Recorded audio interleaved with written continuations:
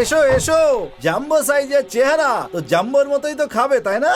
খাও খাও, লঙ্কার চপ খাও, পরে সব টের পাবে। রাজা, হ্যাঁ এক্ষুনি আসছি মালিক।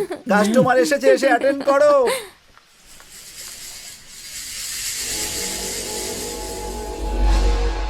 কি দুরাই, কেমন আছো? দুরাই? সে আবার কি?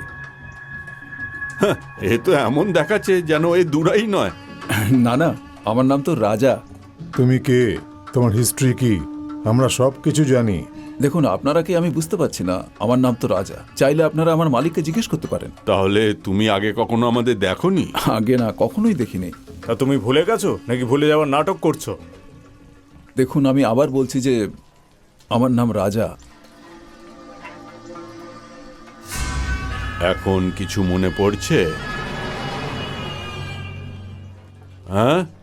না তো, হয়তো আপনাদের কোথাও কোনো ভুল হচ্ছে। ও,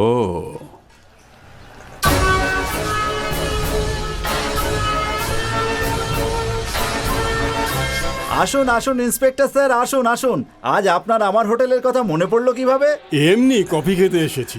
আপনি তো তখনই আসেন যখন কোনো কিছু নেওয়ার থাকে। আমি? এটা কি বাচ্চাদের দিয়ে হোটেলে কাজ করাচ্ছ? এটা অপরাধ জানো তো? আরে রে রে, ওর বিয়ে হয়ে গেছে, 4-4টে বাচ্চাও আছে। ঝামেলা করবেন না স্যার, যা খেতে এসছেন খেয়ে চলে যান। হাবিলদারকে দিয়ে দাও। এই নিন, আপনিও নিন না, খান, যান যান।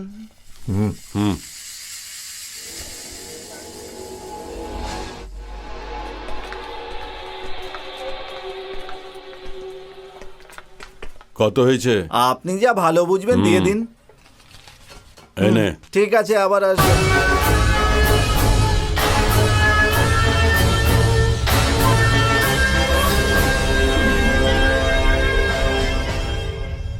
চল, নাহলে ধরা পড়ে যাব।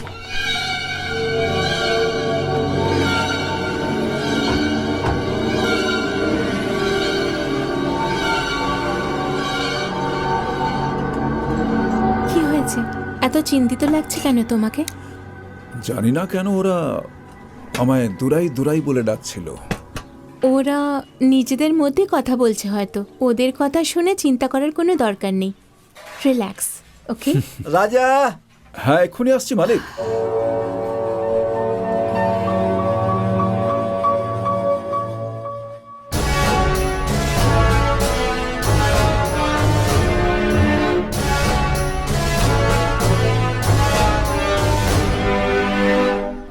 আরে স্যার না, আসলে হয়েছিল কি, আরে গাধা কোথাকার, তুই কোনো কাজের না। দেখা মাত্রই ওকে শেষ করে দিলি না কেন? আরে পাগল, তুই এখানে করছিলি কি? স্যার ওখানে পরিস্থিতি ঠিক ছিল না, তাই চলে এসেছি। কিন্তু ওকে খুব তাড়াতাড়ি শেষ করে দেবো। এখন রাখছি স্যার, ওকে? বলো, আমি কে? তোমরা আমাকে দুরাই বললে কেন? কি জানো তুমি আমার ব্যাপারে? তোমার কি সত্যিই মনে পড়ছে না যে তুমি আসলে কে?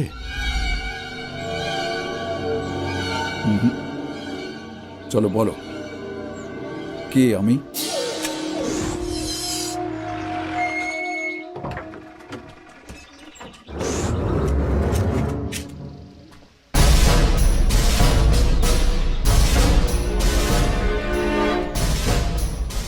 আরে রাজা, তুমি এখানে কি করছো? আমি ওই এখানে এমনি। অভিযোগ এসেছে যে তোমাকে কয়েকজন বিরক্ত করেছে। সেরকম কিছু না স্যার। ঠিক আছে, তুমি যাও, আমি জিজ্ঞাসাবাদ করছি। আরে যাও রাজা। এই, স্যার তোমরা কারা? আমরা চেন্নাই থেকে এসেছি।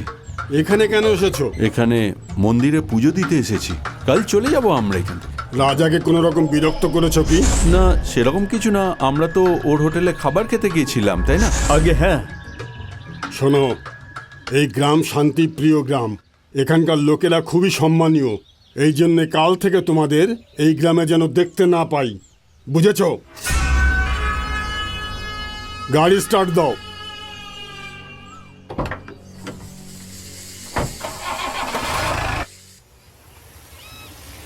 রাজা, আমি তোমাকে বারবার একটাই কথা বলি, তোমার কনফিউজ হওয়া উচিত না।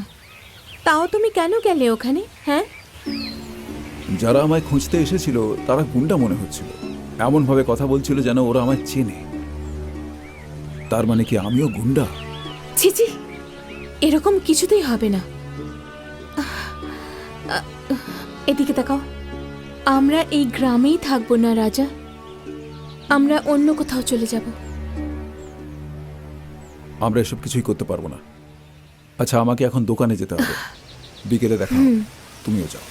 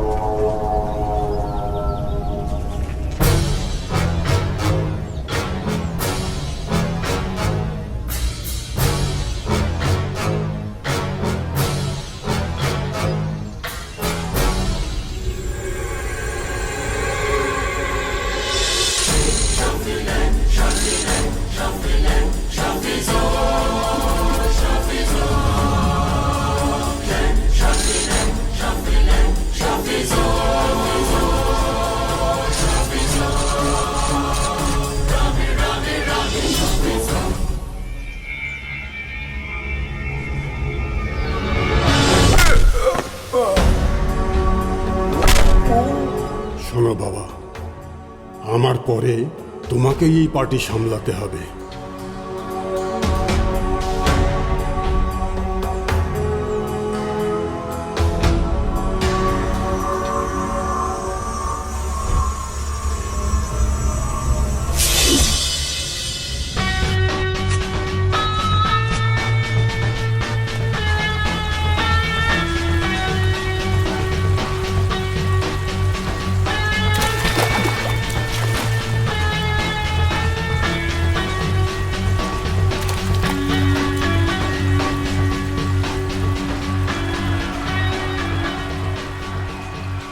যেমনটা আমাদের নেতা বললেন, আমাদের একদম সেইভাবেই চলতে হবে।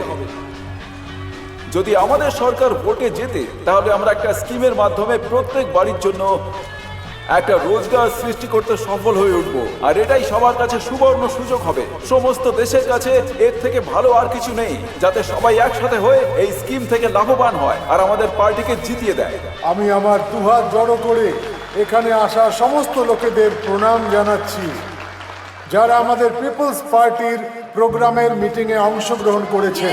উনি হলেন আমাদের পার্টির সিনিয়র লিডারের মেয়ে সন্ধ্যা। প্রদীপ জ্বালিয়ে এই অনুষ্ঠানকে উজ্জ্বলিত করে তুলবে। ওনার জন্য জোরে হাততালি হয়ে যাক।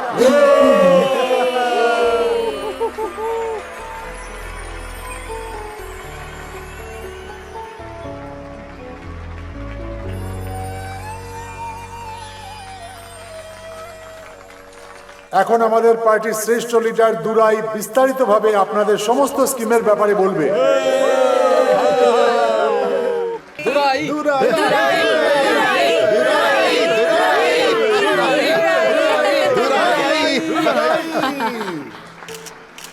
আমাদের সম্মানীয় লিডারের এক কথাতেই আমরা সবাই এখানে জমায়েত হয়েছি। আপনাদের সবাইকে আমি মন থেকে স্বাগত জানাচ্ছি।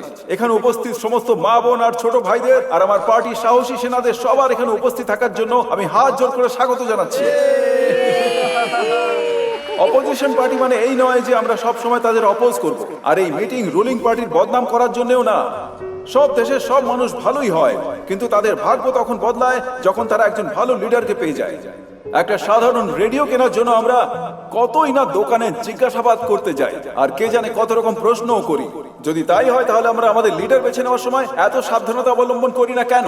কেন ভেবে দেখি না, যেখানে তার সাথে আমাদের আর আমাদের বাচ্চাদের ভবিষ্যৎ জড়িয়ে থাকে। তাই আমাদের সবাইকে একজোট হয়ে এখানে একতা দেখাতে হবে। আসল কথা হলো যে অন্যায় করে তার থেকেও বেশি যে সহ্য করে সে অপরাধী হয়, আর আমরা সেটাই শেষ করব। সামনে হওয়া কারাপশনকে দেখেও যদি আমরা চুপচাপ বসে থাকি, তার মানে আমরা এখনো গোলামি রয়েছে। সবাই ভালোভাবে জীবন কাটাক, এটাই আমাদের পলিসি। আমাদের নেতার একটাই উদ্দেশ্য, রাজ্য থেকে দারিদ্রতা দূর করতে হবে। আর সেই উদ্দেশ্যকে মাথায় রেখে আমাদের লিডার আজ এই মিটিংয়ে এসেছেন। যদি আমরা সরকার গড়ে তুলি, তাহলে প্রত্যেক বাড়িতে প্রত্যেক মানুষের রোজগার হবে, বাচ্চারা সঠিক শিক্ষা পাবে, মাধ্যমিক অবধি কৃষকের বাচ্চাদের সব রকম ভাবে সহায়তা করা হবে, তাদের যেভাবে হোক পড়াতে হবে, আর ট্যুরিজমকে এগিয়ে নিয়ে যেতে হবে। এটাই আমাদের লক্ষ্য। আপনারা পাশে থাকলে রাজ্যের ভালো হবে।